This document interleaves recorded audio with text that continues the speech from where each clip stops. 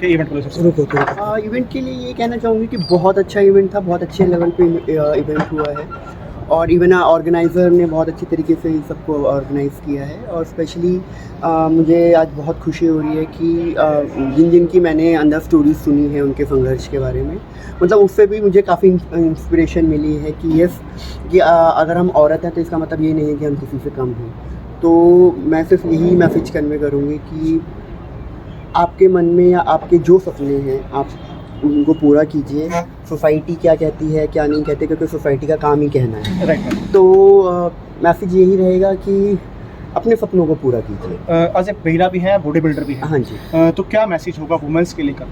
मेरा यही मैसेज होगा कि देखिए वुमेंस के लिए फ़िटनेस उतनी ही ज़रूरी है जितने एक मैन के लिए होती है, क्योंकि हमारा समाज बहुत ही ज़्यादा मैन डोमिनेटेड और स्टीरियोटाइप का है।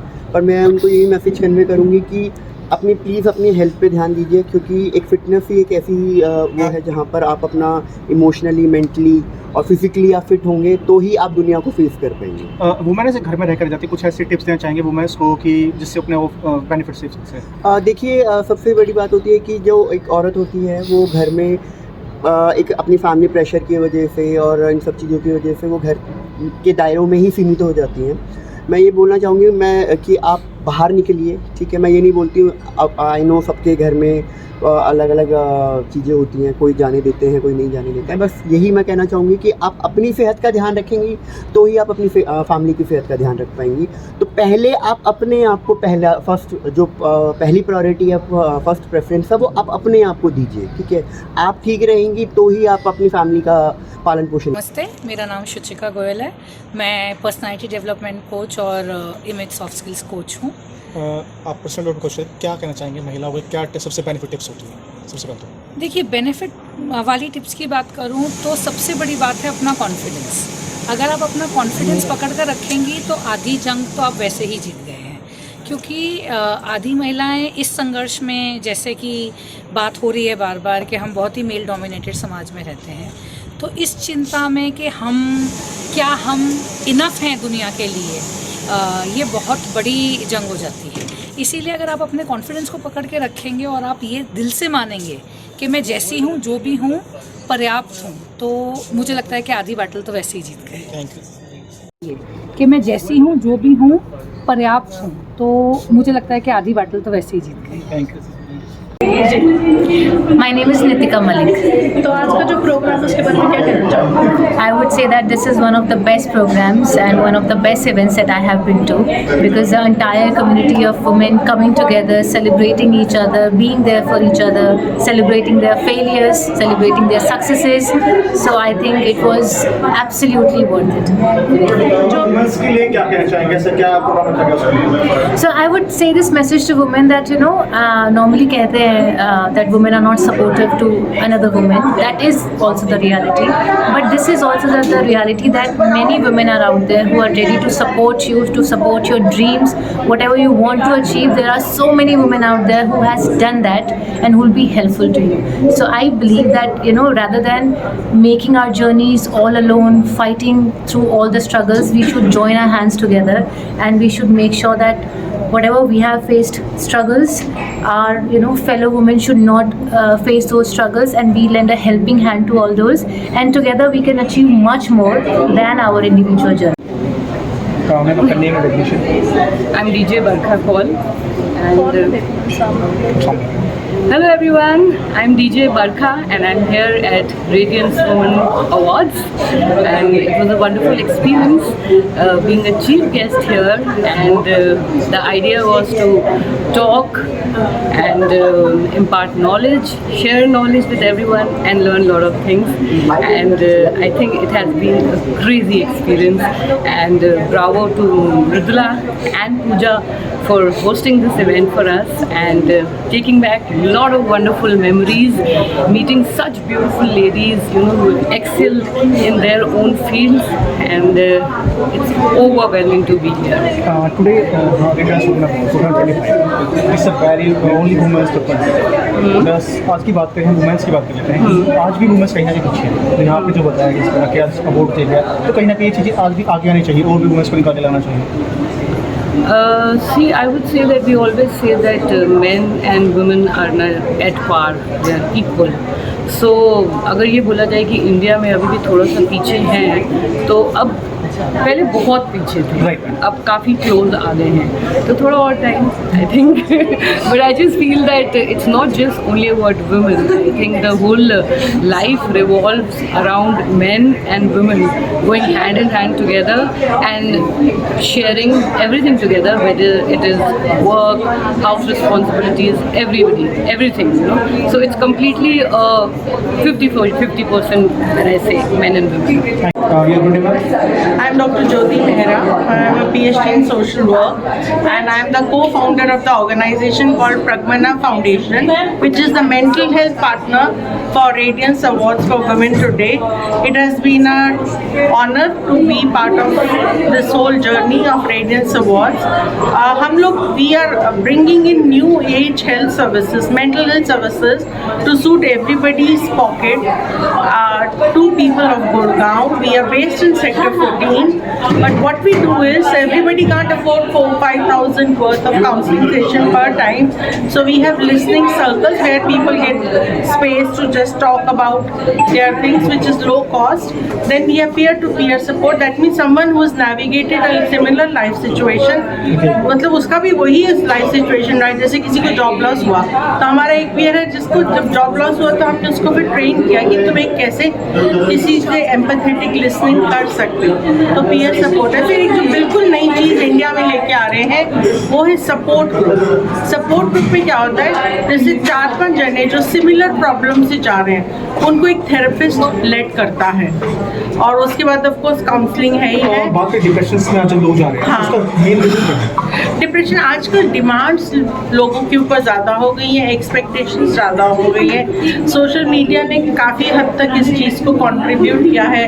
लोग उन चीज़ों के पीछे भागते हैं जो वो सोशल मीडिया में देखते हैं. जब नहीं अचीव कर पाते तो some of them obviously go through depression. Expectation मेन से ज़्यादा हो गई है and we are seeing a lot of clients who are. हम बात करें यंग जनरेशन में ज़्यादा डिप्रेशन देखने को मिलता है, 18 to 25.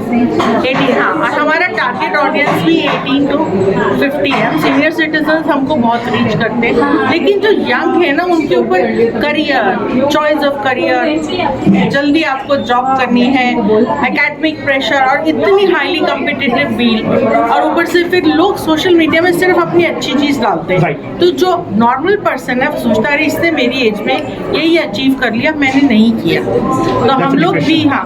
और डिप्रेशन बहुत तरह के होते हैं. एक होते हैं सिचुएशनल डिप्रेशन, यानी कि मतलब 18 से 25 में देख रहे हैं एक पर्टिकुलर लाइफ सिचुएशन से जा रहा है, जैसे बिटवीन जॉब्स है, तो वो 6 महीने जब बिना जॉब के रहा, which is a normal thing, क्योंकि एक लेकिन वो उस टाइम पे बिल्कुल अपना लो हिट कर रहा है. तो ऐसे जनों को फिर हम इनकरेज करते हैं, या तो वो एक जगह पे, क्योंकि आजकल फैमिली सिस्टम उतना स्ट्रॉन्ग रहा नहीं, बच्चे अपने घरों से मूव कर गए 18 to 25, they have to look for good opportunity. तो गुड़गांव जैसी सिटी में हम देख रहे हैं कि change of city, change of job is leading them to situational depression.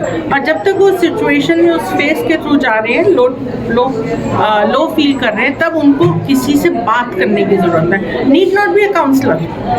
Counsellor का होना बहुत ज़रूरी है. हमारे पास एक बहुत highly empanelled, highly qualified counsellors है, लेकिन हम एक कम्युनिटी सिस्टम बिल्ड कर रहे हैं जहाँ पे हम हमारे जैसे लोगों को भी ट्रेन करते हैं कि आप इन लोगों को रीच कर सकें. तो हमारी वो है, और हमारी एक सोशल एंटरप्राइज है. तो जो लोग हमसे सर्विसेज परचेज करते हैं, काउंसलिंग हो, सपोर्ट ग्रुप हो, कुछ भी हो, तो हम लोग फिर वो सारा पैसा कम्युनिटी वर्क में डालते हैं, क्योंकि low income communities, rural income communities में उन लोग कभी भी मेंटल हेल्थ सर्विसेज को नहीं ले पाएंगे. तो मेरी खुद की एक्सपर्टीज़ है सब्सटेंस यूज एंड अल्कोहल में, डोमेस्टिक वायलेंस में. तो फिर हम वही पैसे से जो आता है उसका कुछ परसेंटेज हम कम्युनिटी वर्क में डालते हैं. सबसे पहले सारे लोग जितने हमसे जुड़े हैं उनका धन्यवाद.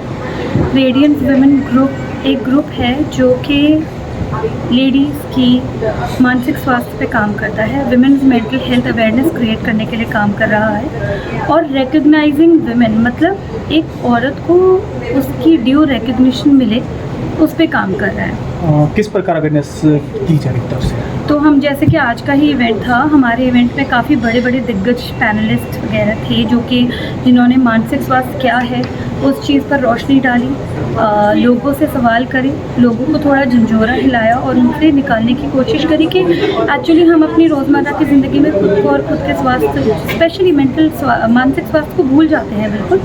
तो हम वर्कशॉप्स करते हैं, अवेयरनेस सेशंस करते हैं, ऑनलाइन प्रोग्राम्स चलाते हैं, ऐसे हम मानसिक स्वास्थ्य पे अवेयरनेस क्रिएट कर रहे हैं। अभी तक कहाँ कहाँ कर चुका है, किस प्रकार के मेंटल टेम्परेचर जो होते हैं, मेंटल हेल्थ जो केसेस आपके सामने आते हैं, किस प्रकार जाते रहते हैं?